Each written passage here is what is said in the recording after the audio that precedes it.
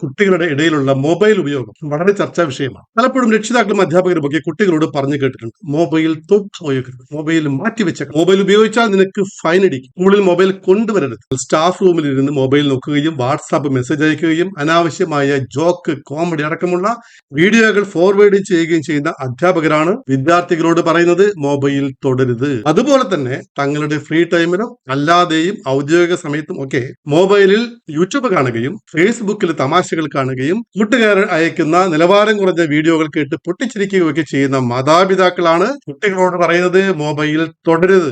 നിങ്ങൾ പറയുന്നതല്ല അവർ കേൾക്കുക, നിങ്ങൾ ചെയ്യുന്നതാണ് അവർ കേൾക്കുക. അപ്പോൾ എന്താ ചെയ്യേണ്ടത്? കുട്ടികൾക്ക് എങ്ങനെയാണ് മൊബൈൽ ഉപയോഗിക്കേണ്ടത് എന്നാണ് പറഞ്ഞു കൊടുക്കേണ്ടത്. അവന്റെ സ്കില്ല് വളർത്തുവാൻ, അവന്റെ പഠനത്തെ സഹായിക്കുന്ന, വിനോദത്തിലൂടെ വിജ്ഞാനം പഠിപ്പിക്കുന്ന ധാരാളം യൂട്യൂബുകളും ധാരാളം പഠനങ്ങളും ധാരാളം പാഠ്യപദ്ധതികളും ഇപ്പോൾ യൂട്യൂബിലും ഗൂഗിളിലും ഒക്കെ ലഭ്യമാണ്. അതിൽ അവനെ പരിശീലിപ്പിക്കും, അതിലേക്ക് അവനെ തിരിച്ചുവിടും. മൊബൈൽ എങ്ങനെ അവന്റെ നോളജിനെ വളർത്തുന്നു എന്നും ഓരോ ദിവസവും ഒരു 1% എങ്കിലും അവന്റെ ജീവിതത്തിൽ ഉണ്ടാകുന്ന മാറ്റം അവർ തിരിച്ചറിയുമ്പോൾ അവർ ഈ മൊബൈൽ ശരിയായ രീതിയിൽ ആണ് ഉപയോഗിക്കുക. അതിനുവേണ്ടി നിങ്ങൾ എന്ത് ചെയ്യണം? നിങ്ങളും നിങ്ങളുടെ നോളജ് ദിവസവും അപ്ഡേറ്റ് ചെയ്യുവാൻ, ആ രീതിയിൽ നിങ്ങളും മൊബൈൽ ഉപയോഗിച്ചാൽ മാത്രമാണ് നിങ്ങൾക്ക് അത് കുട്ടികളോട് പറയുവാനുള്ള അവകാശമുള്ളൂ. മൊബൈൽ ഉപയോഗിക്കരുത് എന്നല്ല പറയേണ്ടത്, മൊബൈലിന്റെ ശരിയായ ഉപയോഗം നിങ്ങളും പിന്തുടരുകയും അത് കണ്ട് നിങ്ങളുടെ മക്കളോട് പഠിക്കുവാൻ പറയുകയും ചെയ്യണം. അതല്ലേ വേണ്ടത്?